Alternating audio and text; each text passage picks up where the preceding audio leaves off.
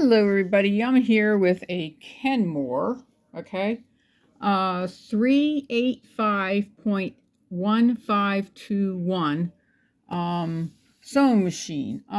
She said she was having issues, I think, with the needle or with the tension. I had popped the whole thing apart, found a lot of thread and a lot of different things in it. The needle was slightly dull, so it wouldn't punch through the material very well. I have found thread. You can see thread in different places here that I have found wrapped in different areas. The grease in the one section, which is up in this area, was old, so I took it out and replaced it. It was just a little area that I needed to do. The rest of the oil looked like, and grease was looking pretty much clean, and I didn't have to really worry about it too much. Lots of dust bunnies, lots of paper in weird places I found. She had some kind of gooey glue thing here with some, like, look like super glue or something. Like here's some, and there's some more here, which I'll take off a little later. I haven't done that yet. I haven't cleaned the facial part of the sewing machine. I just mostly clean the inside. The facial comes after I do the videos. So anyway, but that's mostly all what I got out of her machine. But I gave her a deep cleaning. I told her I didn't know until I look at it. I can't really tell a person to have a deep cleaning or not. Sometimes I can get away with it, just not a really deep cleaning. This one needed it. It had inside this tension area, somehow there was a lot of thread twisted in there. It took me a while to get all that out. I had to move the tension clear down to 0 to loosen it up enough to get it in there to get it out, but that's why I had to pop this. I couldn't get in there. There was a whole bunch of thread caught way back in this area. Well, when you go in this area here, let me show you real quick. This is a bottom feed. This is a little table that comes off, and when you go in here and you take this off, you can't get in here. There's no way of getting back in there, but you can see the thread. So in order for me to actually get in there, I had to pop the front off, and when I pumped the front off, I could see it all, and I just took it all out, all the dust and everything, big gobs of dust, and I call them dust bunnies. I did a short video on this area here to talk about how to actually put these in. People ask me all the time, how do I do that? How do I do that? Well, I did make a video, and I probably will attach it to this video that, that will show you how I did that, or maybe I might have it where it's attached to, the review might be attached to the video that it's for this one. I don't know how I'm going to do it exactly, but anyway, this is how you drop the feed dogs. Right now I have them up in the air so that it'll feed. When you want to do any motion quilting, where you just move it where you want it to go, then you drop it down, but right now I'm really not going to do that. This is your little I guess extra floor. This is so you can do sleeves and hems on pants. And this thing has a compartment in it. I don't even know if I can get the compartment open. Let me think here. I think it goes somehow open like that. And she has all her little goodies inside, which is really good. So that's why I have that there. You put it on here and you slide it across and pop it in. There we go. I can get it popped in. My problem is I never get them popped in with one hand. Oh, that's right. I had the material in the way. Now it pops in. Okay. And when you got your thread here, I want to make sure this is all in the back, so when we sew it, don't get caught on it. All right. Now, I'll tell you a little bit about the sewing machine. Now this is like a newer thread. You don't have to thread from the back or the front with this one, but I always tell people put it in the back, so in case you have an older thread, those older ones get caught, so it's easier to always thread it from the back. You come this way, you thread it through this little contraption here. Then the uptake should be higher. I don't have it higher, but it's in there. But anyway, you go down. Before you even go in here, you want to pick up your foot. That opens the chambers. So now the chambers are open to receive that thread. Come up and down over this way. It has arrows, shows you what to do. If your uptake's down here, it'll still string it through if you go this way. Or if you want to make sure it does, let me turn off the machine real quick. And you want to make sure it threads. This one does open up so you can actually change your light bulb whenever you need to, and you can clean this whole area. But if you do that, then it will hook into this little uptake area. See, it's in there. You'd swing it around, come back, and it hooks in here, and then it comes straight down. Okay, when you come straight down, you want to hook it in one of these. Now this one's the capability to have double needle, so you can actually have two different threads. I'm not going to show you how to do that. Most of the time, if you have your book, it'll explain to you how to do that. And when you're done threading it and you got the bottom threaded in, let me get this thing all straightened out, then you want to go ahead and drop your foot back down. Okay, let me go back and turn this thing back on. It's right over here, turning it back on. Let's see, these are your patterns and everything up here, and this is how you turn the patterns. Now, a lot of people always ask me, how do I get the secondary patterns? Well, over here it's called stretch, S and L. I'm not sure exactly. I don't have a book in front of me. She didn't bring me one, so I really don't know what all these mean.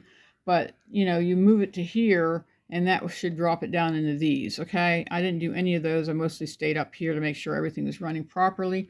I have it set up for 2. Well, let's go ahead and move this all the way back to 4. I always tell people when you're going to move your, when you're going to move these stitches, especially the width, you want to make sure the needle's in the highest position. So if it's not down, it won't, break or bend your needle. And then I have this on we don't need this on at all because we're going to do straight stitch. So this is on this one, which is right here. No, it's on number 1. And so we're on straight stitch in the center.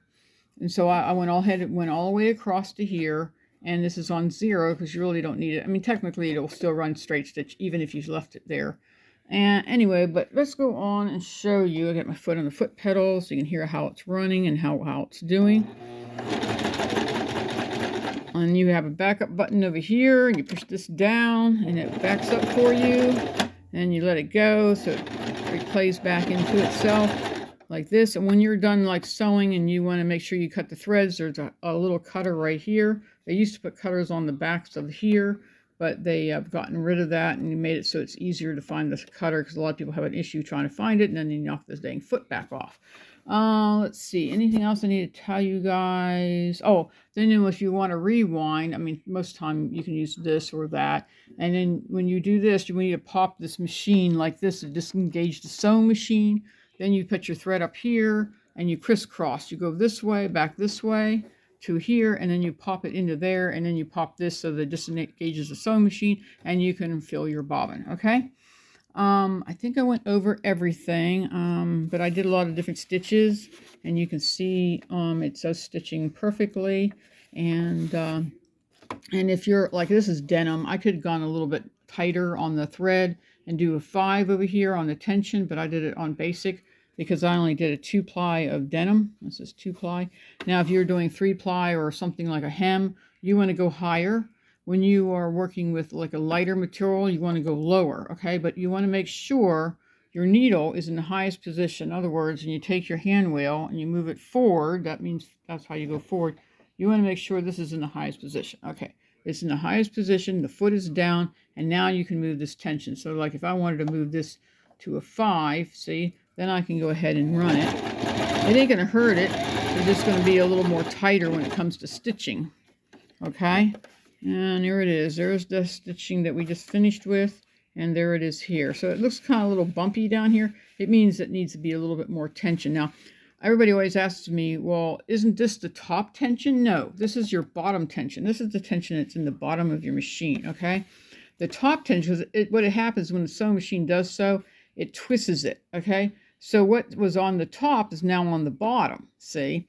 And then what's on, so that's what that finger does. It catches it, and it's going to twist that material that thread. So now this thread is on the bottom, and the top thread is actually the bottom tension. But you don't ever have to mess with that unless you're going to change the outcome of your thread on the bottom. Because on the top, you always have to run a basic, thinner type of thread here, but you can run a thicker thread on the bottom. So that means you would have to remember to change the tension on the bottom, okay? Anyway, let me go ahead and I turned this. I'm going to go ahead and move this out like this to get it ready to be taken care of for her. So when she comes, she can pick up her sewing machine. And then you want the hub down like this. Boy, how it's so dusty so quickly when you're working with material. And when you put your hub down, that keeps it protected so it doesn't break. If you break these things, most of the time you can't even find those parts, or you have to send it back to the manufacturer who actually made the machine, and then they will change the hub. I could change it, but most of the time it's much more harder than you think, and it's better if you have a warranty on it. It's good for 50 years or whatever, and the warranty's still good on it. You can send it back to manufacturer. It won't cost you nothing, and all you have to do is pay for the part, and then they replace it for you. But if you go through me, you're paying me the hourly rate plus the part, and it's actually cheaper if you go through your actual person that you bought the machine from. Okay. Now, that's the company, not the person, because you could get it at Walmart or someplace like that. It carries these machines, or I don't know where she got this one. Anyway, I just wanted to let you guys see the really nice sewing machine. It runs beautifully now. I got it going really good. And when you got these tails, remember to always cut your tails, because if you don't, they get caught in your machine and then they get twisted underneath. And that's probably what happened to her, that she maybe forgot to cut her tails, and so if they got broken down inside, that little part will suck them down in there and then wrap it around, and then it gets messed up.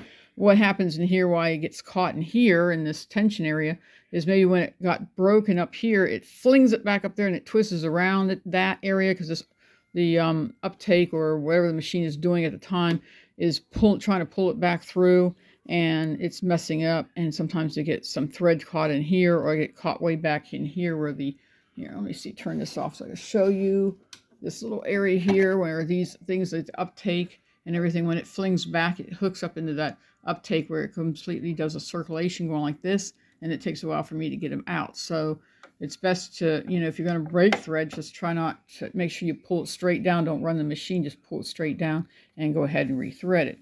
Let's see, anything else I need to tell this person that has this machine. Now, if you're going to ask questions about the sewing machine, I can give you the basics, or you can get a manual and actually read it. Now, I see she had some kind of sticky stuff here. It's best to go buy the painter's tape and put painter's tape down.